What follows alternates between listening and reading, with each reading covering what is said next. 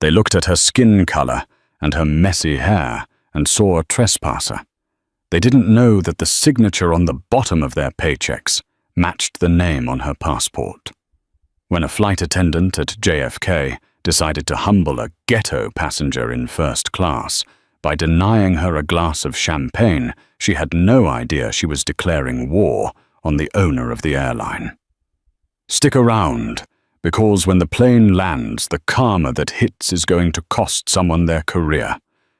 You do not want to miss the boardroom scene at the end. The rain at JFK International Airport was relentless, hammering against the floor-to-ceiling glass of Terminal 4 like handfuls of gravel. Inside, the air was recycled and cold, smelling faintly of expensive cologne and stale coffee. Jordan Banks adjusted the hood of her oversized slate-gray Nike Tech fleece. She was exhausted. It had been a 72-hour negotiation marathon in Tokyo, followed by a red-eye to New York, and now she was connecting to London on Vanguard Airways.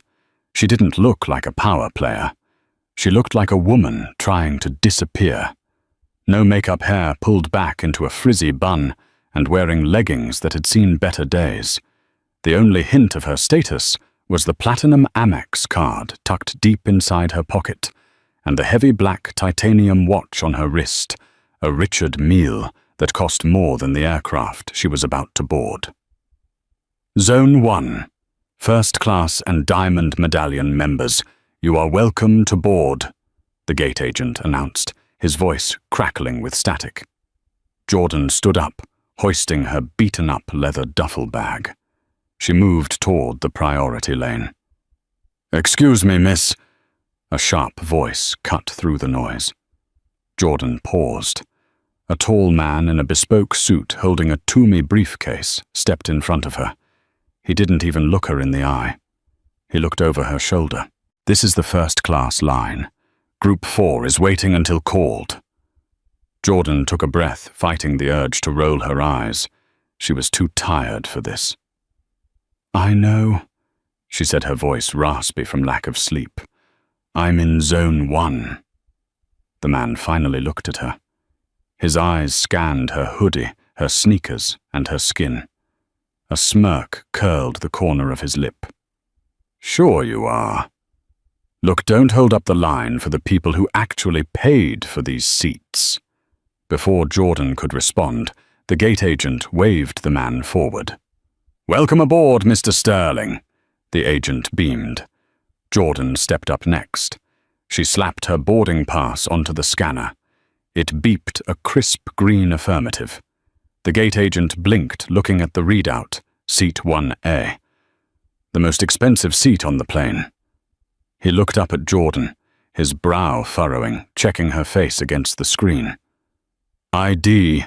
he asked, suspiciously. "I just went through TSA," Jordan said, her patience fraying. "The scanner is green." "Random check," the agent muttered. Jordan produced her passport. He scrutinized it for a full 10 seconds, bending it to check the hologram, before handing it back without a word. No, have a nice flight. Just a grunt. Jordan walked down the jet bridge, the damp cold of the tunnel seeping into her bones. She reached the aircraft door. This was the moment of truth. Vanguard Airways prided itself on royal service. The flight attendants were dressed in immaculate navy uniforms, with gold piping their hair pinned into perfect French twists. Standing at the door was the lead flight attendant. Her name tag read Tiffany. She was blonde, statuesque, and wearing a smile that didn't reach her eyes. She was greeting Mr. Sterling with the warmth of a long-lost lover. "Mr. Sterling, so good to see you again. Let me take your coat. We have your usual scotch ready." Mr. Sterling chuckled. "Excellent, Tiffany. Keep the riffraff out today, will you?" "Always," she winked. Then Jordan stepped onto the plane. Tiffany's smile vanished instantly. It was like a shutter slamming down. Her posture stiffened. She physically blocked the entrance to the left aisle, the aisle that led to first class. "Economy is to the right, sweetie," Tiffany said, her voice pitching up into a sickly sweet condescension.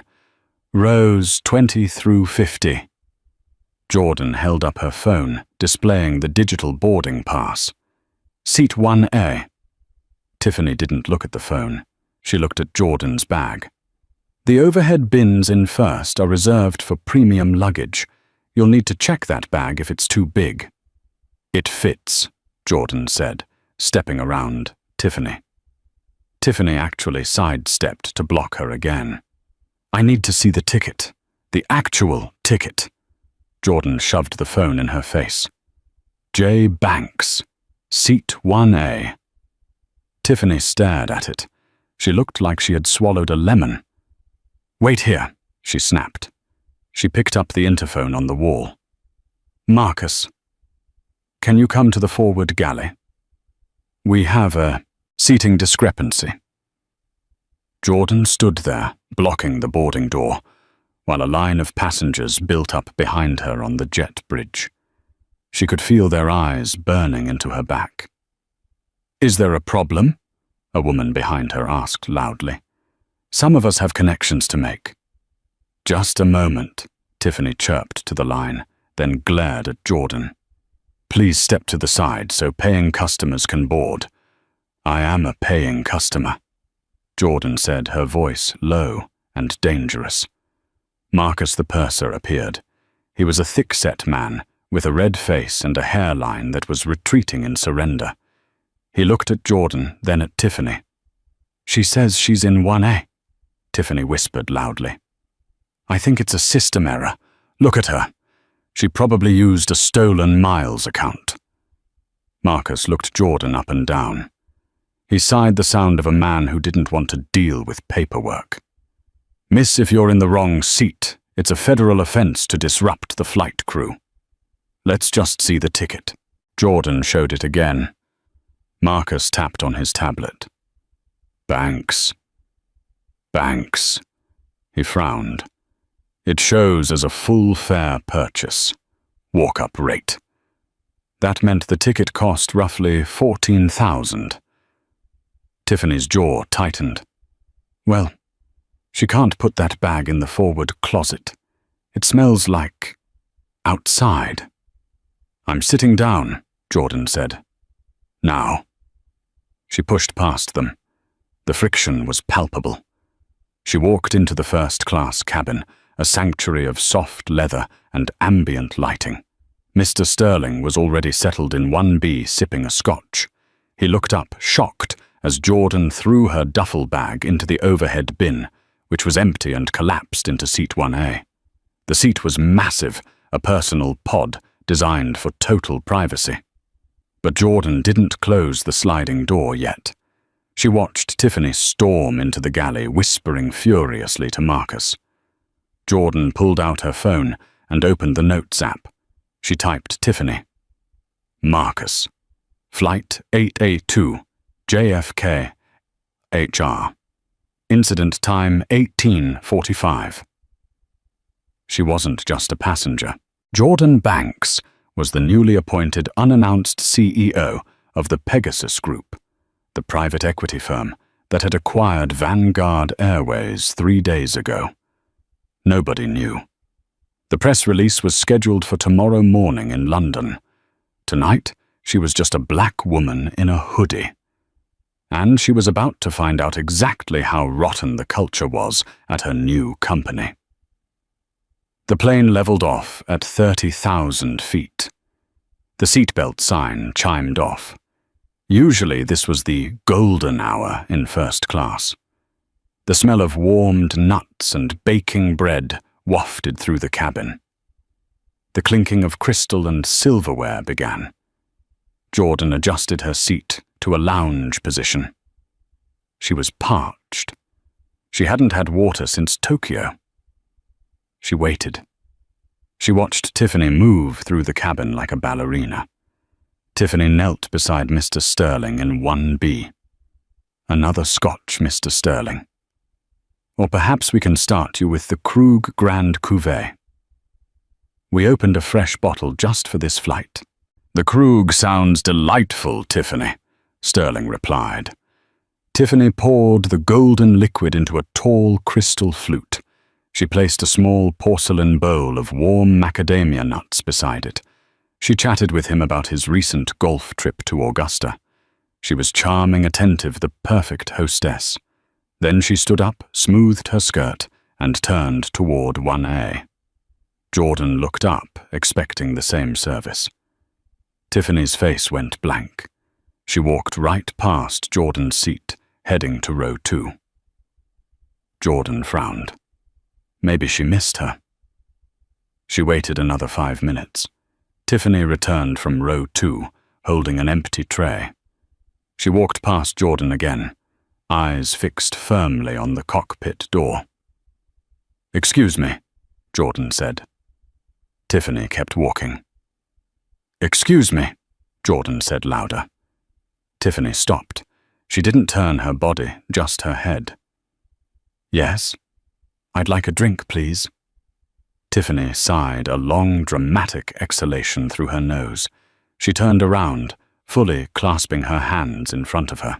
"We are currently serving the meal service to our Diamond members. I'll get to you when I can."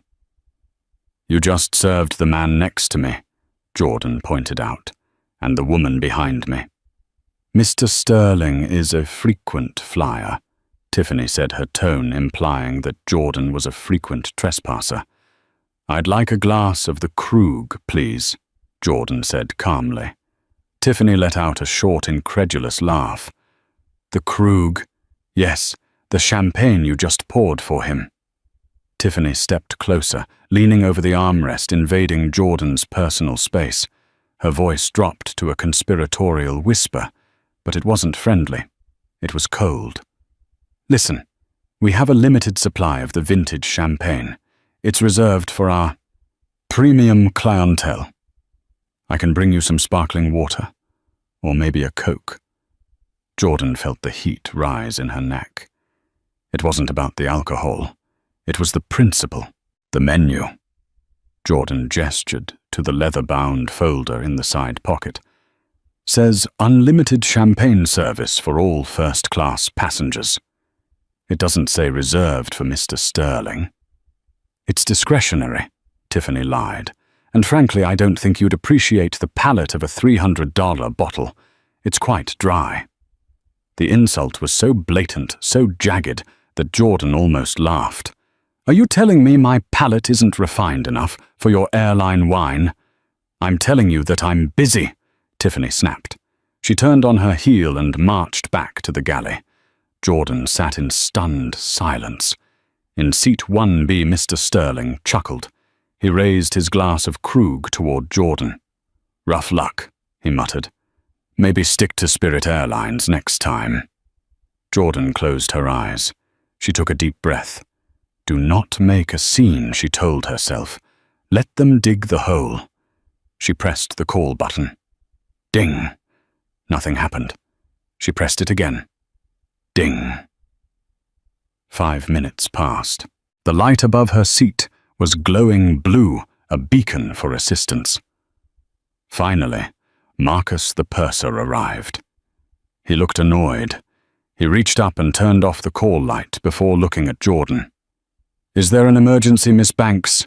"I've been trying to get a drink for 20 minutes, Jordan said. "Tiffany refused to serve me the champagne listed on the menu." Marcus crossed his arms. "Tiffany is our senior attendant. She knows the inventory better than anyone. If she says we're out, we're out." Jordan pointed to the bottle sitting in the ice bucket on the galley cart, clearly visible from her seat. It was 3/4 full. "It's right there." Marcus didn't even look. "That bottle is reserved." "Reserved for who?" "For passengers who know how to behave in a premium cabin," Marcus said. The mask was slipping. The professional veneer was gone. "Look, we know how this works. You probably got an upgrade or used points from a boyfriend. But up here, we value peace and quiet. Stop harassing the crew, or I will have to issue you a formal warning." "A warning?" Jordan repeated, her voice steady. For asking for a drink? For being disruptive, Marcus said. This is your one and only warning. Sit back, be quiet, and take what you're given. Do you understand? Jordan stared at him. She memorized the sweat on his upper lip. She memorized the way his name tag was slightly crooked. I understand, Jordan said softly. I understand perfectly. Marcus gave a smug nod and walked away. 10 minutes later, Tiffany returned. She slammed a plastic cup onto Jordan's tray table. Liquid sloshed over the rim. It was lukewarm tap water. Enjoy, Tiffany said, and pulled the privacy curtain shut, isolating Jordan from the rest of the cabin. Jordan didn't drink it. She pulled out her phone again. She didn't text customer service. She didn't tweet. She opened an encrypted messaging app called Signal. She found a contact named David Thorne, Chief of Operations. She typed, I need the full personnel files for Flight 882 crew. Specifically, Tiffany Giles and Marcus Reed. Also have the board of directors meet the plane at Heathrow. Tarmac access. 3 dots appeared instantly. Reply. On it, Jordan. Is everything okay? Jordan looked at the plastic cup of water. Reply. No. But it's about to be very interesting for you. 2 hours into the flight, the lights were dimmed. Jordan had opened her laptop, a sleek, custom-built machine with no logos. She was reviewing the Vanguard Airways quarterly financials. The numbers were good, but the customer satisfaction scores were plummeting. She was beginning to see why. She needed to use the restroom. She paused her work, slid open her suite door, and stepped into the aisle. The first-class lavatory was at the front, near the cockpit. As she walked toward it, Tiffany stepped out of the galley holding a pot of steaming hot coffee. They met in the narrowest part of the aisle, right next to Mr. Sterling's seat.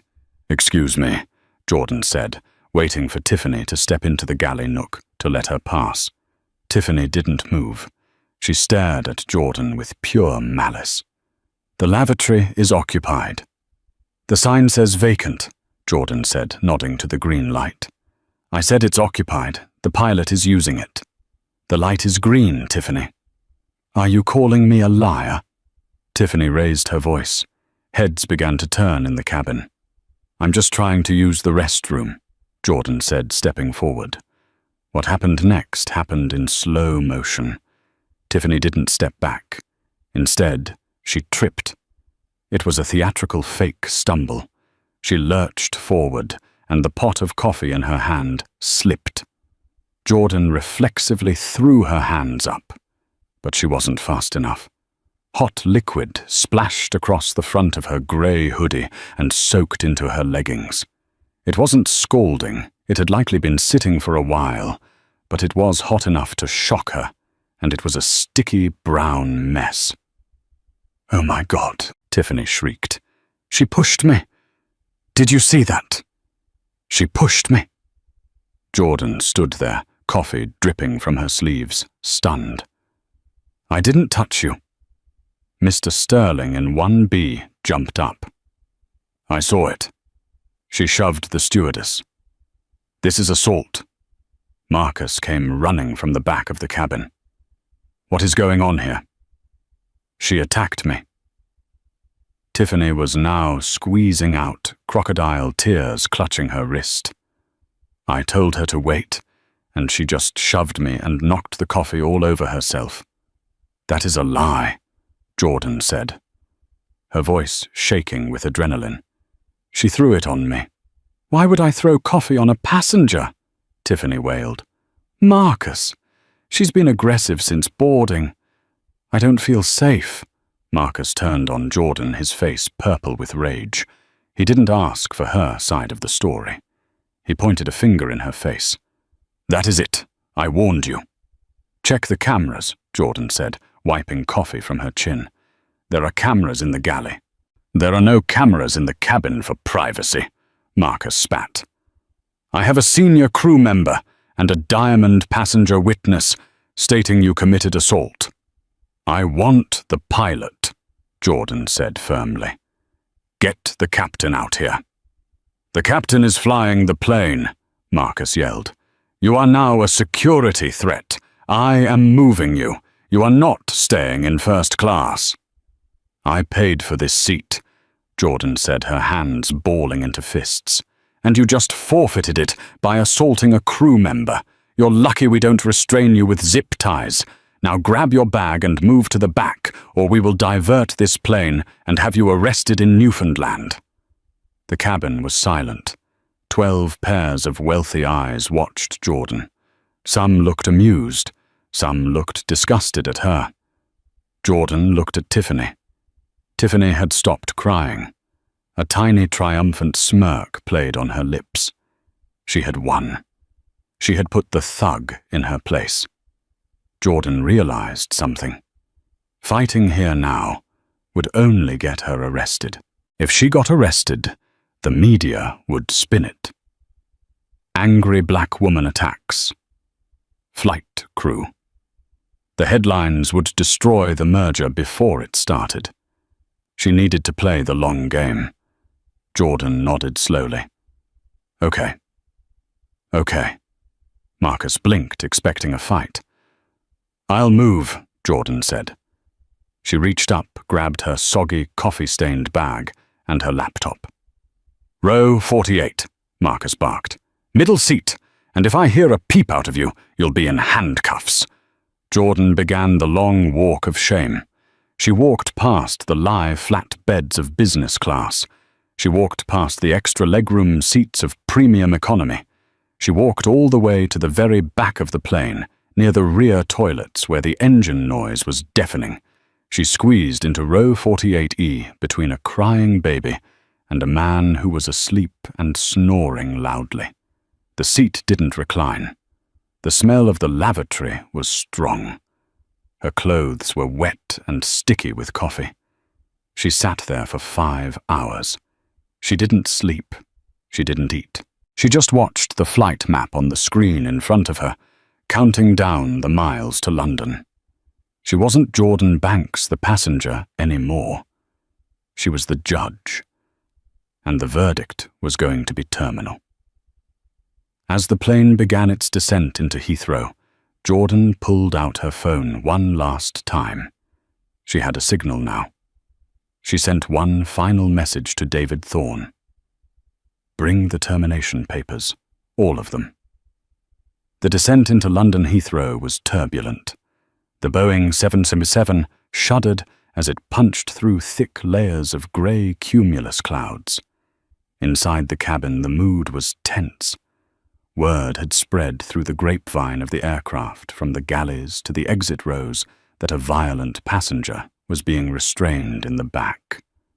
In row 48E, Jordan Banks sat like a statue. The coffee on her clothes had dried into a stiff, sticky crust that smelled burnt and sour. Her skin felt itchy. Her muscles were cramping from being wedged into the middle seat for 5 hours. She hadn't spoken a word since the incident. She hadn't asked for water. She hadn't asked for the bathroom. She had simply stared at the seat back in front of her, her mind operating like a chess grandmaster, moving pieces 3 steps ahead. The pilot's voice crackled over the intercom. Ladies and gentlemen, we are on our final approach into London. Flight attendants, please prepare the cabin for landing. Jordan saw Marcus walking down the aisle doing his final checks. When he reached row 48, he slowed down. He didn't check her seatbelt. He leaned in, his voice dropping to a whisper that was meant to be terrifying, but only sounded pathetic to a woman who negotiated billion-dollar hostile takeovers for a living. Police are meeting the aircraft, Marcus said, a cruel glint in his eyes. I've already radioed ahead. Assault on a crew member is a serious offense in the UK. You're looking at jail time, deportation, and a lifetime ban from this airline. Jordan slowly turned her head. Her eyes were tired, but they were sharp as flint. Make sure you spell my name right on the report, Marcus. Marcus scoffed. Don't worry, you'll have plenty of time to spell it for the officers. He walked away, checking the overhead bins with an air of self-righteous authority. The plane touched down with a heavy thud, the reverse thrusters roaring as the massive machine fought against the wet runway. As the plane slowed to a taxi, the usual chime sounded, but then a different announcement came over the speakers. Ladies and gentlemen, this is Captain Richards. We have arrived at the gate. However, we ask that everyone remain seated with their seatbelts fastened. Police will be boarding the aircraft to escort a passenger off. Please remain seated until further notice. A ripple of excited murmurs went through the plane. Passengers craned their necks looking around. In first class, Tiffany and Mr. Sterling exchanged knowing looks. Finally, Mr. Sterling said loud enough for the cabin to hear, "Get the trash out so we can get on with our day." Tiffany stood by the boarding door, adjusting her scarf, waiting for the jet bridge to connect. She looked ready for her close-up. She was the victim, the brave flight attendant who had survived an attack. The cabin door opened. The cold, damp English air rushed in. 2 officers from the Metropolitan Police stepped onto the plane. They were tall, wearing high-visibility jackets and carrying the distinct air of authority that British police possess. "Where is she?" one officer asked. "Row 48, Tiffany said, pointing a manicured finger toward the back. "The woman in the grey hoodie. She's extremely aggressive. Be careful." The officers nodded and began the long walk down the aisle. The entire plane went silent. Passengers held up their phones, recording the scene. Jordan watched them come. She didn't flinch. She unbuckled her seatbelt. When the officers reached row 48, they looked at Jordan. They looked at the coffee stains. They looked at the exhausted woman squeezed between 2 strangers. "Ms. Banks?" the older officer asked. His tone wasn't aggressive. It was confused. "Yes," Jordan said. "We need you to come with us, ma'am." Jordan stood up. She grabbed her bag. "Handcuffs?" Marcus asked eagerly from the galley behind them. "She's dangerous." The officer looked at Marcus, then back at Jordan. He didn't reach for his cuffs. "That won't be necessary at this stage. Come this way, please." Jordan began the walk. It was a parade of humiliation. She had to walk the entire length of the plane again, from the tail to the nose. She walked past the economy passengers, who whispered and pointed. She walked past premium economy. She reached first class. Mr. Sterling was holding his phone up, filming her face. "Smile for the camera, honey. That's what you get." Tiffany stood by the door, arms crossed, a triumphant smirk plastered on her face. As Jordan passed, Tiffany whispered, "Bye-bye, sweetie. Enjoy the cell." Jordan paused. She stopped right in the doorway, blocking the exit. She looked Tiffany dead in the eye. "You have coffee on your shoe," Jordan said calmly. Tiffany looked down instinctively. Jordan stepped off the plane, but she wasn't led to the terminal. The officers guided her down the metal stairs of the jet bridge, straight onto the tarmac. "Where are you taking her?" Marcus called out from the top of the stairs. "We need to give our statements." "You'll give them," the officer called back. "Follow us, the whole crew, and the witness in 1B. Bring them down." Tiffany, Marcus, and a confused Mr. Sterling followed the police down the stairs, expecting to see a police van. Instead, they saw the convoy. The tarmac at Heathrow is usually a chaotic ballet of luggage carts and fuel trucks. But around the base of the stairs of Flight 8A2, a strange stillness had been enforced. 3 black Range Rovers with tinted windows were parked in a phalanx. Standing beside them were 4 men in dark suits wearing earpieces. It looked like a motorcade for the Prime Minister. As Jordan reached the bottom of the stairs, the rear door of the lead Range Rover opened. A man stepped out. He was in his 50s, silver-haired, wearing a suit that cost more than Marcus made in a year. He had the sharp, predatory look of a man who ate stress for breakfast. It was David Thorne, the chief operating officer of the Pegasus Group, the parent company, that now owned Vanguard Airways. Tiffany froze on the stairs. She recognized him. Not personally, but she had seen his face in the company newsletter last week, under the headline, "Meet the New Management."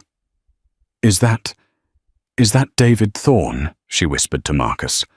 "Why is the COO here?"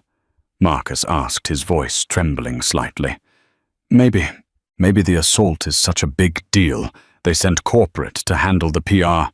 "Exactly," Mr. Sterling said, puffing out his chest. "They know I'm a VIP. They're here to apologize to me personally." They watched as David Thorne walked past the police officers. He didn't look at them. He walked straight up to the criminal in the coffee-stained hoodie. Jordan stopped. She dropped her bag on the wet pavement. David Thorne didn't recoil from the mess. He reached out and took both of Jordan's hands in his. He looked horrified. "My God, Jordan," David said, his voice carrying in the damp air. "I got your text. We have the medical team on standby at the hotel. Are you burned?" "I'm fine, David," Jordan said. She sounded different now. The rasp was gone. Her voice was steel. "It's cold. It's sticky. And I am incredibly angry." "The board is assembled," David said. "We have the conference room at the private terminal ready." "Good," Jordan said. She turned around to face the stairs. Tiffany Marcus and Mr. Sterling were standing at the bottom, looking like deer caught in the headlights of a freight train. David Thorne looked at them. His face hardened. He looked at Tiffany's pristine uniform, then at Jordan's ruined clothes. He put the pieces together instantly. "Who are they?" David asked, though he clearly knew. "The welcoming committee," Jordan said, dryly. "David, this is Tiffany Giles and Marcus Reed, and this is Mr. Sterling, a valued customer." Tiffany stepped forward, her training kicking in. She tried to smile, but it looked like a grimace. "Mr. Thorne, I'm Tiffany. We had a serious security incident on board. This woman attacked me. We were just handing her over to the police." David stared at her. He didn't blink. He didn't speak for a full 10 seconds. The silence was heavier than the plane engine. "Get in the van," David said. "Excuse me." Tiffany blinked. David pointed to a black Mercedes Sprinter van that had pulled up behind the Range Rovers. "You, Mr. Reed and Mr. Sterling, get in the van. The police will accompany you." "I'm not getting in a van," Mr. Sterling protested. "I have a driver waiting. I'm a Diamond Medallion member." David Thorne turned to the police officer. "Officer, these 3 are material witnesses to an assault on an airline executive. Please ensure they are transported to the holding room for statement collection." "Airline executive," Marcus squeaked. His face had gone the color of old porridge. Who is the executive?" David placed a hand on Jordan's shoulder on the dirty grey hoodie. "Ms. Banks is not just a passenger," David said, his voice slicing through the air. "She is the CEO of Pegasus Group. She owns Vanguard Airways. She is your boss's boss's boss." The world seemed to stop spinning for Tiffany. She looked at the hoodie. She looked at the sneakers. She looked at the woman she had served lukewarm tap water to. Jordan stepped forward. She leaned in close to Tiffany, so close she could smell the expensive perfume Tiffany was wearing. "I told you," Jordan whispered. "I'm sitting down. Now." Jordan turned and got into the back of the Range Rover. David followed her. The heavy door slammed shut with a sound like a gavel striking a desk. The car sped away, leaving Tiffany standing in the rain, her mouth open, the realization crashing down on her like a collapsing building. "Move," the police officer said, nudging Tiffany toward the van. "The lady said get in."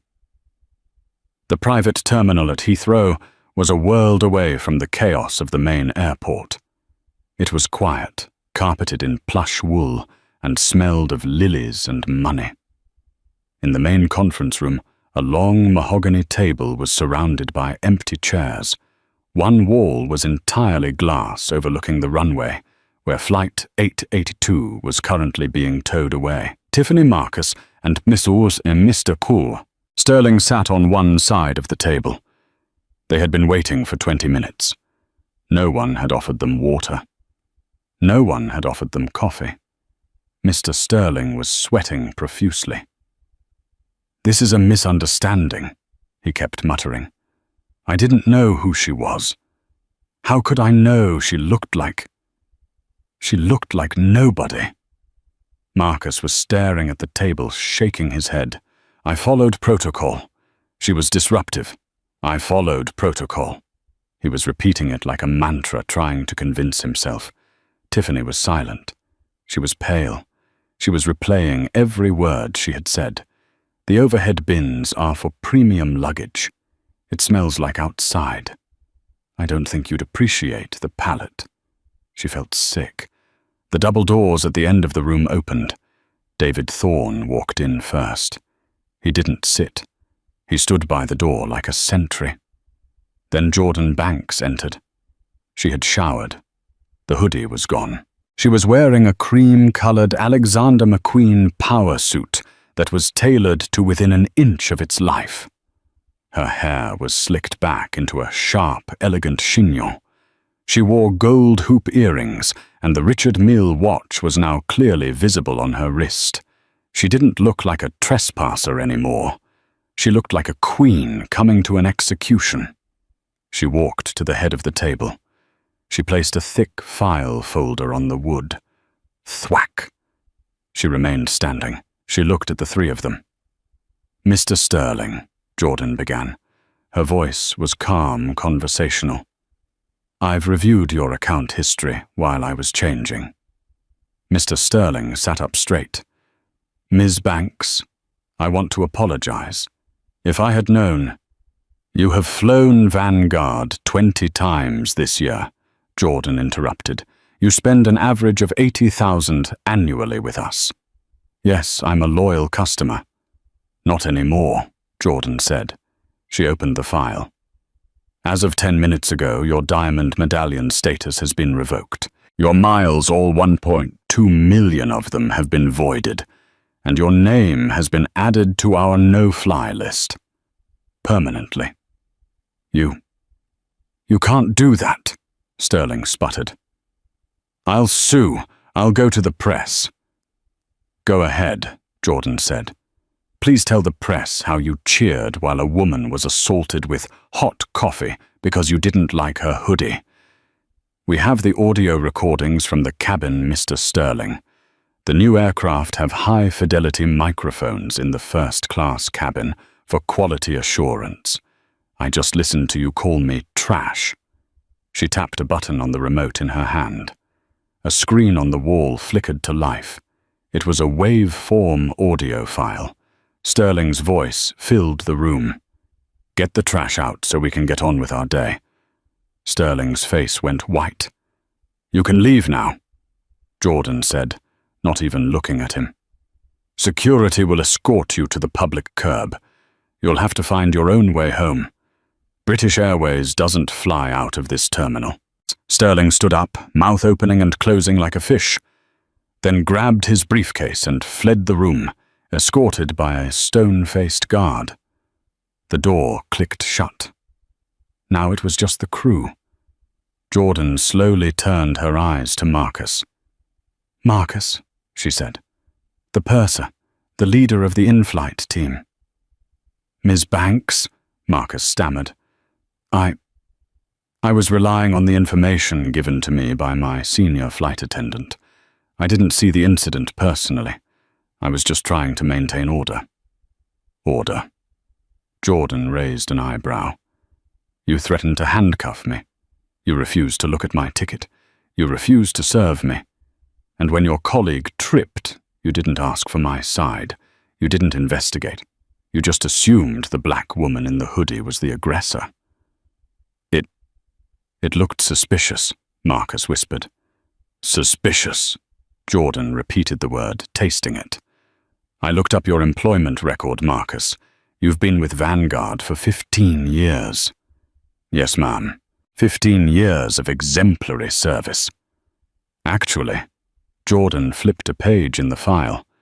You have 6 prior complaints for rudeness and dismissive behavior, all from passengers traveling in economy. But since they weren't in, first nobody cared. Right. Marcus swallowed hard. The culture of this airline flows from the top, Jordan said. And today the top is cleaning house. You are relieved of duty effective immediately. You will not be flying back to New York. Your return ticket has been cancelled. Cancelled. Marcus' panic rose. How do I get home? You can buy a ticket, Jordan said coldly. I hear Spirit Airlines has good deals, or maybe you can swim. You're firing me. I'm terminating you for cause. Gross negligence and discrimination. Get out. Marcus stood up, his legs shaking. He looked at Tiffany, looking for support, but she was staring at the table. He walked out a broken man. Jordan closed the file. She sat down. She leaned forward, clasping her hands. She looked at Tiffany. Tiffany didn't look up. She was trembling. A single tear leaked out of her eye. But this time, it wasn't fake. Tiffany, Jordan said softly. Tiffany flinched. She looked up. Her mascara was running. Tiffany started, her voice cracking. I have a mortgage. I have a daughter. Jordan's expression didn't change. It was mask of stone. You poured hot coffee on me, Jordan said. You burned my chest. You humiliated me in front of 100 people. You lied to the police. You tried to have me arrested. I was just... Why? Jordan asked. I want to know why. Was it the hoodie? Was it my hair, or was it just that you needed to feel powerful for 5 minutes? Tiffany sobbed. I thought you were sneaking in. We get people sneaking in all the time. I wanted to protect the cabin. You wanted to protect the sanctuary, Jordan corrected. You wanted to keep the riffraff out. Jordan stood up and walked around the table. She stopped right behind Tiffany's chair. She leaned down, whispering into Tiffany's ear, echoing the way Tiffany had whispered to her on the plane. You love the first-class lifestyle, don't you, Tiffany? The champagne, the travel, the power. Tiffany nodded, sobbing. Good, Jordan said, standing up straight. Because I have a special assignment for you. I'm not going to fire you. Tiffany stopped crying. She turned around, eyes wide with hope. You aren't... No. Jordan smiled. It was a terrifying smile. Firing you is too easy. You'd just go to another airline. You'd spin a story about how you were victimized. No. I want to keep you in the Vanguard family. Jordan walked back to the head of the table and pressed a button on the intercom. David, bring in the uniform. David Thorne entered, carrying a hanger. On it was a uniform. But it wasn't the navy blue and gold first-class uniform. It was neon orange. It was a jumpsuit. It had reflective strips, and on the back it said, Vanguard Baggage Handling. We have a shortage of ramp agents in Alaska, Jordan said pleasantly. Specifically in Anchorage, working the tarmac, loading luggage in -20 degrees. It's hard work, but it's honest work. Tiffany stared at the orange suit in horror. You You want me to throw bags? It's a transfer, Jordan said. You keep your seniority, you keep your pension, but your role is changing, effective tomorrow. I can't move to Alaska, Tiffany shrieked. I'm a senior flight attendant. Not anymore, Jordan said. You have two choices, Tiffany. You can resign right now, forfeit your pension, lose your benefits, and leave with a blackened record that I will personally ensure every airline recruiter in the world sees. Or, Jordan pointed to the orange suit, you can put on the vest. You can learn what it feels like to be invisible. You can learn what it feels like to be cold and tired and judged. Jordan checked her watch. The cargo flight to Anchorage leaves in 2 hours. You'll be in the cargo hold. Oh, wait. No. You can have a seat. Row 48, middle seat. By the toilets. Jordan picked up her files and walked toward the door. She stopped and looked back one last time. Enjoy the flight, Tiffany. I hear the coffee is lukewarm.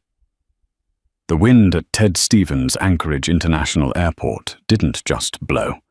It bit. It was a physical force, a -20-degree gale that cut through layers of thermal insulation like a razor. It was 3:00 a.m. on a Tuesday. The graveyard shift. Tiffany Giles stood on the tarmac, her breath pluming in white clouds against the stark floodlights. She wasn't wearing a tailored navy skirt or silk scarf. She was wearing bulky neon orange insulated coveralls that made her look like a traffic cone. Her blonde hair, once perfectly coiffed in a French twist, was matted under a thick wool beanie. Her manicured nails were gone, replaced by short, cracked stubs hidden inside heavy industrial gloves. A cargo loader roared up beside her, carrying a pallet of frozen fish bound for Tokyo. "Yo, Giles!" the shift supervisor yelled over the roar of a 747 engine. "Get that pallet secured. Plane leaves in 10.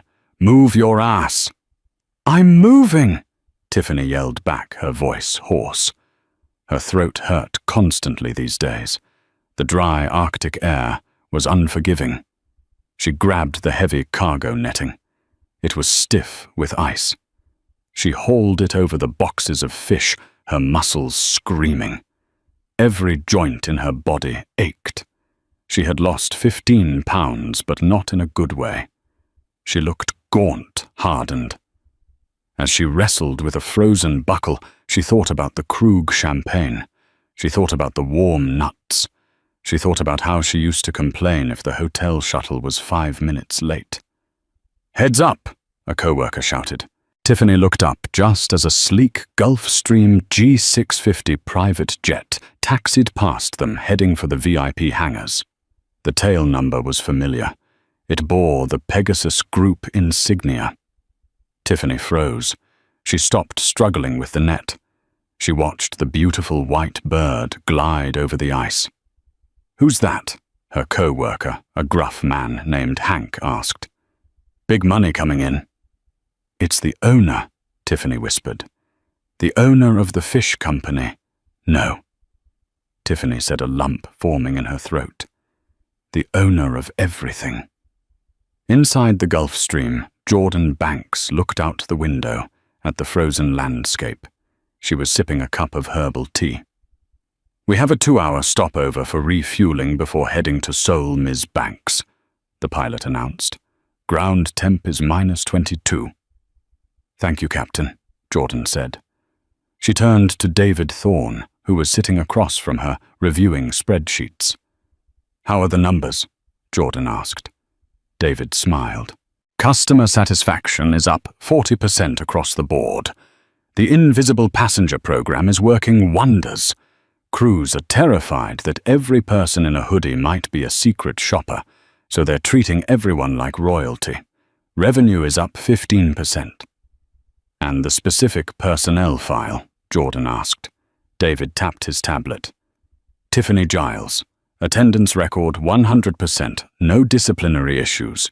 Performance rating satisfactory. She hasn't quit." Jordan nodded slowly. She's resilient. I'll give her that. Do you want to see her? David asked. We can call her in. Jordan looked out at the orange specks moving on the dark tarmac in the distance. No, Jordan said. She knows I'm watching. That's enough. But fate had other plans. The refueling truck had an issue with the valve. The ground crew signaled that they needed manual assistance. Jordan watched as a team of orange-clad ramp agents swarmed the wing of her jet. One of them was struggling with a heavy hose. The figure slipped onto a patch of black ice, falling hard onto the tarmac. Jordan stood up. Open the door. Miss Banks, it's freezing out there, the flight attendant warned. I have a coat, Jordan said. She grabbed her heavy parka, the same slate-grey color as the hoodie she wore 6 months ago. She stepped out onto the metal stairs. The cold hit her like a slap. On the ground, Tiffany was trying to stand up. Her knee was throbbing. She looked up, squinting against the glare of the cabin lights. She saw the silhouette at the top of the stairs. The wind whipped Jordan's coat around her. For a moment, they just stared at each other. The CEO and the baggage handler. The distance between them was only 20 feet of vertical stairs, but it felt like an entire universe. Tiffany didn't scowl. She didn't look away. She looked humbled. The arrogance that had coated her like lacquer was gone, stripped away by 6 months of hard labor and freezing nights. Tiffany slowly got to her feet. She dusted the ice off her orange knees. She looked up at Jordan, stood at attention, and gave a small, respectful nod. It wasn't a beg for forgiveness. It was an acknowledgement of the hierarchy. Jordan looked at her. She didn't smile. She just returned the nod, a single sharp dip of her chin. I see you. Keep working. Jordan turned and went back inside the warmth of the jet. The door sealed shut. The scene was almost identical to the day it all began. The rain was hammering the glass. The line for first class was long. Jordan Banks stood in line. She was wearing jeans and a simple black sweater. No makeup, messy bun. Zone 1 first class, the gate agent called. Jordan stepped forward. Ahead of her, a man was arguing with the agent. It wasn't Mr. Sterling. He was currently flying a budget carrier with 3 layovers to get to London. But it was someone just like him. A young hedge fund manager in a suit. I don't have my ID out. Just let me through. I'm diamond status, the man snapped. The gate agent, a young woman named Sarah, smiled politely but firmly. I need to see the ID, sir. Security protocol. This is ridiculous, the man huffed. He turned and looked at Jordan. Can you believe this? Jordan just raised an eyebrow. The man eventually produced his ID grumbling and stomped onto the jet bridge. Jordan stepped up next. She handed over her passport. Thank you, Miss Banks, Sarah said, checking the screen. Her eyes widened slightly as she saw the CEO tag that flashed silently on her internal monitor, visible only to staff. Sarah didn't panic. She didn't fawn. She simply handed the passport back with genuine warmth. Welcome back. We have you in 1A today. And just so you know, the crew has already prepped a bottle of sparkling water for you, as we know you prefer that before takeoff. Thank you, Sarah. Jordan smiled. Jordan walked down the jet bridge. She reached the aircraft door. The lead flight attendant was a woman Jordan had never met. She was greeting the hedge fund guy. Welcome aboard, sir. Let me take your coat. Then she turned to Jordan. She didn't look at the clothes. She looked at the passenger. Good evening, ma'am, the attendant said, her smile bright and real. Welcome aboard. Can I help you with your bag? I've got it, Jordan said, stepping into the cabin. She sat in 1A. She watched the cabin fill up. The atmosphere was different. It was lighter. The crew was attentive to everyone, not just the men in suits. A young flight attendant, barely 25, walked by with a tray of pre-departure drinks. He stopped at Jordan's seat. "Champagne, Miss Banks?" he asked. "It's Krug. We just opened a fresh bottle." Jordan looked at the golden bubbles dancing in the flute. She thought about Tiffany in the snow. She thought about Marcus looking for a job. She thought about the power of a single signature on a paycheck. She took the glass. "Thank you," Jordan said. "I think I will." She took a sip. It was cold, crisp, and tasted like victory. She pulled out her phone and sent a text to David. "We're clear for takeoff. The culture has changed. Proceed with the acquisition of the next airline. Let's fix that one too." As the plane roared down the runway, lifting Jordan Banks into the sky, she didn't close the blinds. She watched the world drop away beneath her, a world she had reshaped one boarding pass at a time. And that is the story of how Jordan Banks turned a flight from hell into a corporate revolution. It's a brutal reminder that you should never judge a book by its cover, or a passenger by their hoodie. Tiffany learned the hard way that the riffraff she was looking down on was actually the person signing her checks. She wanted to protect the elite, and she ended up freezing in Alaska, while the woman she mistreated soared in the jet stream. It makes you wonder, though, was the punishment too harsh? Sending a flight attendant to throw bags in sub-zero temperatures for being rude? Or was it exactly the kind of reality check that corporate culture needs? I want to know what you think. If you were Jordan Banks, would you have fired Tiffany on the spot? Would you have forgiven her? Or would you have sent her to Alaska just like in the story? Let me know in the comments below. I read all of them. If you enjoyed this story of high-altitude karma, please hit that like button. It really helps the channel grow. And if you want more stories about billionaires teaching arrogant people a lesson, make sure you subscribe and turn on the notification bell so you never miss an upload. Until next time, stay humble and remember, be nice to everyone. You never know who you're talking to.